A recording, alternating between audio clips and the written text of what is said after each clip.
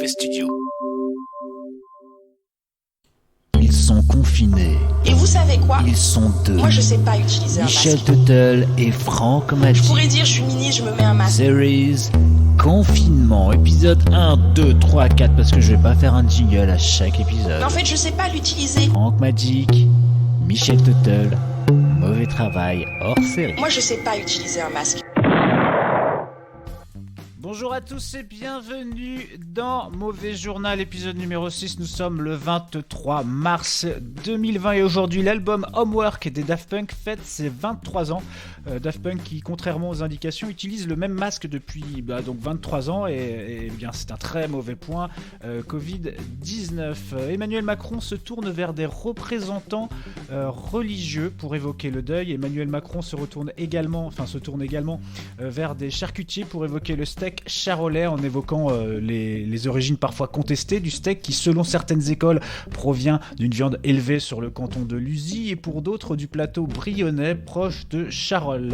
Les 100 ml de gel hydroalcoolique repassent sous la barre des 10 € et la pénurie de papier toilette elle continue,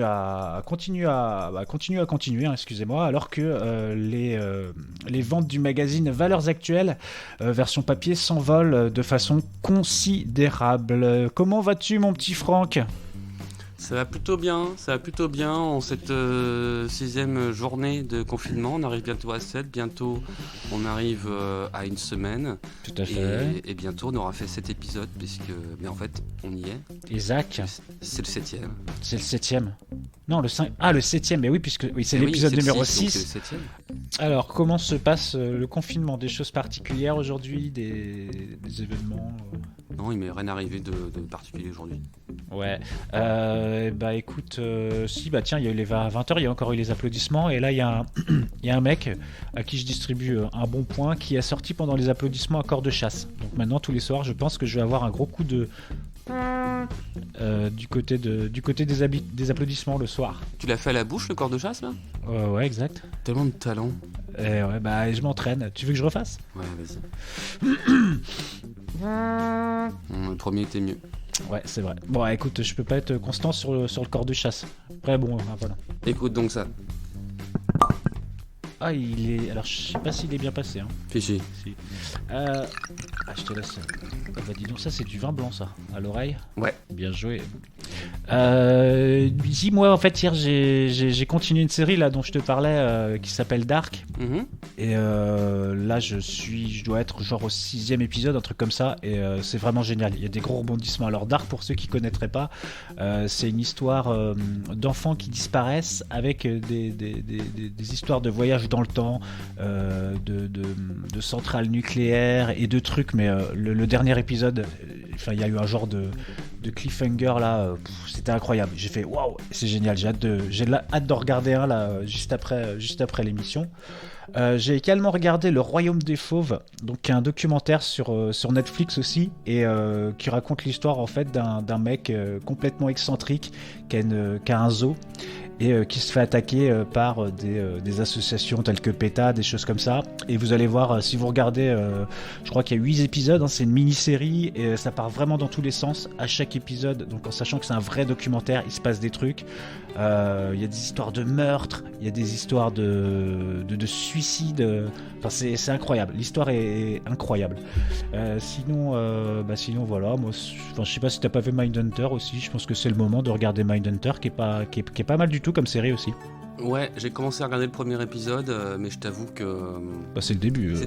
Ouais, non, mais c'était intéressant, mais en fait, j'ai eu envie d'autre chose, et je suis allé voir les enregistrements que j'avais fait, et en fait, je me suis refait une grosse session, j'ai passé une nuit blanche là-dessus, grosse session de rediffusion de C'est mon choix. D'accord, et t'as l'épisode 5 de 99 de la saison, je sais plus quoi d'ailleurs, mais celle où en fait c'est des gens qui viennent et qui ont des caractéristiques physiques d'animaux. Enfin, quand je joue à mort, hein, par exemple, il y a l'homme-chat, il y a un mec qui est complètement tatoué, t'as des trucs comme ça. Je sais pas si tu l'as vu celui-là, mais c'est un de mes meilleurs épisodes. Et à la fin, il se passe un truc de dingue, mais je peux pas en parler. Si vous retrouvez l'épisode 5 de 1980, j'ai dit 17, je crois. C'est une drôle question que tu me poses, puisque j'ai tous vu. D'accord, ok. La question que tu pourrais me poser, c'est combien de fois je l'ai vu celui-là. Et là, je serais incapable de te répondre parce que j'ai pas compté. Ah, tu l'as rematé. Ok, et du coup, ça t'a juste une nuit, ça t'a pris? Non, ça c'est pour la première saison. Ah, ok, parce que la saison 1, elle est intense. Enfin, moi, je me disais, Ah oui, en regardant la première saison, je pensais pas qu'ils pouvaient faire mieux sur la deuxième. Et contrairement à plein de séries, putain, ça a embrayé, mais méchamment, quoi. Ah, mais ils ont pris des spin doctors. Hein. A script doctor. Tu sais, les mecs, ils te donnent des conseils quand t'arrives pas à retrouver des rebondissements dans ta série, Ouais. des idées et tout. Tiens, fais ci, fais ça. Invite le mec qui se prend pour, non pas son chat, mais pour la litière de son chat. Ouais, c'est marrant, celui-là, je l'ai vu. Celui-là, je l'ai vu, il est ouf. Il est ouf. Et c'est pareil, à la fin, t'as tout le temps le jeu du miroir, là où, tu sais, le mec qui se prend pour un chat, bah, il lui brûle la peau pour plus qu'il ait plus ses tatouages, il le peigne et tout ça. Il est à peu près normal à la fin et tout. Il y a plein de trucs comme ça. Et moi, ça me fait kiffer. Bah, l'idée, c'est que les gens, ils viennent dans l'émission avec leurs problèmes et qu'ils ressortent lavés de leurs problèmes. C'est vrai. Il y a beaucoup de gens qui ont consulté. Et ben, même les consultations et les milliers de francs à l'époque, et ils n'ont pas suffi à avoir les résultats que l'émission elle-même a eu. Hein. Exactement. Voilà, donc bah écoute, on conseille, c'est mon choix. Alors je sais pas si c'est disponible sur une plateforme particulière. Alors ça, j'en sais rien parce que moi, en fait, c'est moi qui ai pris la peine quotidiennement depuis 3-4 ans d'enregistrer toutes les rediffs qui passaient. J'ai bien noté les numéros des émissions que j'avais pas parce que tu sais, les chaînes du câble et tout ça, elles rediffusent des épisodes pas forcément dans le bon ordre. Ouais. Alors dans le cas de C'est mon choix, c'est pas grave parce que c'est pas de la fiction, il n'y a pas de progression logique. Mais par contre, moi j'ai bien noté, j'ai fait un tableau et tout pour être sûr d'avoir tous les épisodes et je les ai tous. Et pour le dernier, le 307, j'ai dû aller dans le Darknet. Et bah dans le Darknet, tu trouves des gens qui ont des choses qui t'intéressent mais que personne n'a et que personne n'ose demander.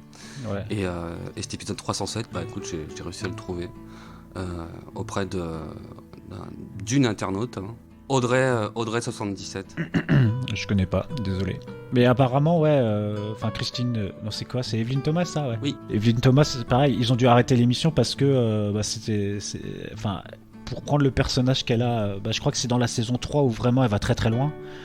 Du coup, elle s'est vraiment foutue dans le personnage. Elle a vraiment vécu le truc à fond. Et elle était mal, quoi. Elle était mal. Elle a pris des cours avec Feu Jean-Luc Delarue, mais pour pouvoir avoir toute cette empathie et pouvoir bouffer toutes ces histoires lamentables et pathétiques. Ouais, ce que t'as pas compris, c'est que justement, tu parles de trop d'empathie. Enfin, avoir de l'empathie, tu parles de ça. C'est justement ce qui lui manquait. Evelyne, c'est une personne qui n'avait pas d'empathie. Et qui a dû jouer un rôle qu'on lui a imposé. On lui a appris, on lui a montré, c'est Jean-Luc qui l'a coaché, il a dit, tu sais, quand tu te sens concerné par ce qu'ils disent, tu fais, avec tes sourcils, ouais. Tu fais angle 0, tu fais droit. Par contre, quand tu commences à être un peu touché, un peu comme ça, attaché et tout, ouais. Et bah là, avec la moitié de tes sourcils, tu fais, le bord qui va vers l'extérieur, tu fais une petite inclinaison de 10 à 20 degrés. Ah ouais, ok. Et après, il y a tout un programme de coaching comme ça, qui sont destinés à se préparer, à pouvoir réagir physiquement avec son faciès au malheur des gens. Ouais, moi, ce que j'aimais bien chez Jean-Luc, c'est que souvent il chialait. Et ça, je trouve que ça ajoutait vraiment au truc. Et moi, quand je voyais ses émissions, je pleurais avec lui. Et voilà, je sais pas. C'est ça, pour moi, c'est ça le truc où ils te mettent vraiment dans l'histoire, quoi. Quel talent, Jean-Luc, parti trop tôt. Putain, petit ange parti trop tôt.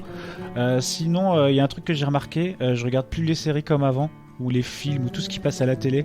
J'ai l'impression que dès que les gens se rapprochent, il y a un risque de transmettre un truc. Ah oui, t'as envie de leur dire arrêtez. T'as envie d'interférer entre deux, de séparer, de dire mais non, attendez 15 jours, enfin 2 mois, attendez un peu. Donc voilà, ouais, c'est une petit truc là que j'ai remarqué.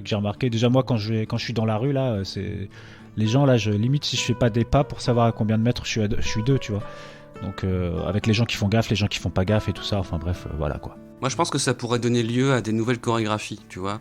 Je me rapproche, tu t'éloignes, je me rapproche, je m'éloigne d'autant que je m'approche, tac, des chorégraphies un petit peu à la grecque. D'ailleurs, je vais essayer de faire un truc en live là qui va, vous allez réagir à mon avis assez facilement. Ça va, Michel? C'est horrible ça, hein. Vous l'avez entendu dans vos oreilles et vous avez peur maintenant. Il y en a qui vont aller se faire dépister. Ah, ça va. C'est derrière un micro hein, en même temps. Tiens, ça va pas passer dans le casque. Oh non Michel! Voilà. Donc je pense on va finir là-dessus. Parce que tu vas filer à l'hôpital là. Oh putain, Michel. Non, je rigole. Mais on rigole, on est léger là-dessus, mais on peut vous dire que derrière, nos discours sont beaucoup plus flippés. Bon, T'as trop pris au sérieux mes conseils, Michel, sur la propagation du virus par les ondes. Bah, Ça, c'est juste un truc pour ta rhum, ça, c'est tout. Hein. Moi, j'ai la webcam et j'ai vu un postillon qui est sorti de ton micro. Oh merde. Et il est arrivé direct dans ton nez. C'est déprimant, vas-y, enchaîne. Et ben j'enchaîne et je crois que je vais quitter les auditeurs là-dessus. Je vais leur dire salut et je vais leur souhaiter un très bon confinement. Et si t'es pas content, bah moi je me casse et je te souhaite une bonne soirée. Salut Franck. Bah écoutez, chers auditeurs, je sais pas ce qui a pris Michel, parce qu'on avait prévu des choses ce soir. On avait prévu que je vous raconte un rêve. Un rêve que je n'ai pas fait, hein. C'est encore mieux que ça, c'est quelqu'un qui est arrivé de moi. C'est bon là, si c'est Eh ouais. C'est bon, t'as coupé le bousin là ou quoi là? Nous avons une auditrice qui m'a contacté pour me dire qu'elle avait rêvé de moi. Tu m'entends, Michel? Je vois que t'as repris ton micro. Je croyais que tu faisais comme si j'étais pas là. Non, bah c'est ce que j'ai fait, mais je me doutais que tu reviendrais. Ok. Pour expliquer aux auditeurs, on se voit depuis 2 ou 3 émissions. On a décidé de se voir en Skype et j'ai bien vu que Michel a quitté son poste il y a 1 ou 2 minutes. Mais il est revenu. Alors, je vais vous raconter le rêve qu'on m'a raconté. C'est Erika, bonsoir Erika, une de nos nouvelles auditrices. Bonsoir. Qui m'a dit, écoute Franck, cette nuit j'ai rêvé de toi. Elle m'a écrit, elle m'a demandé est-ce que tu me permets de publier ce rêve sur un groupe Facebook secret, les rêves secrets. Moi j'ai dit écoute, oui, hein, bien sûr. Juste tu m'envoies quand même le bazar que je puisse savoir ce qu'il en est et puis je pense qu'on en parlera dans l'émission. Elle a dit d'accord. Alors je vous le lis. Voilà le rêve d'Erika qui a rêvé de moi.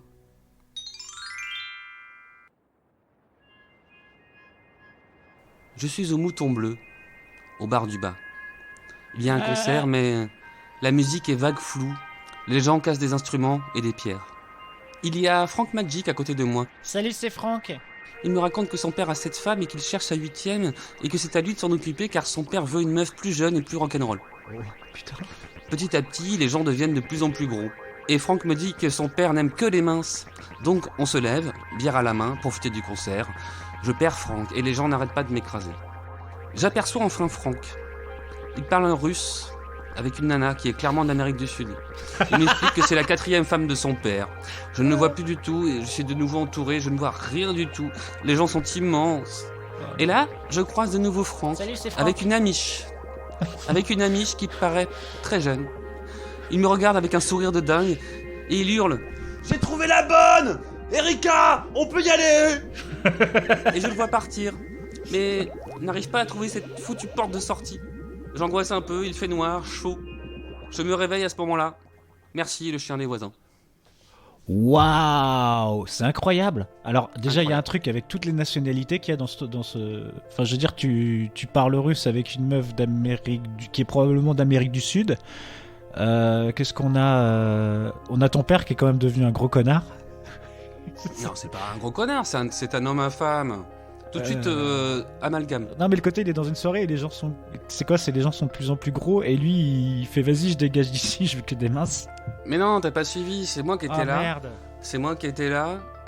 Mon père, il était même pas là, il a pas besoin d'être là. C'est moi qui suis là pour chercher, je suis un chasseur de tête, en fait. Ah, je sais pas pourquoi je voyais ton père qui était là. Et je l'imaginais du coup, j'imaginais ton père parce que moi je le connais physiquement. Et je l'imaginais comme un castaner qu'on décrivait l'autre fois, un peu avec du cuir et tout, qui était là, ouais, je suis un homme à femme.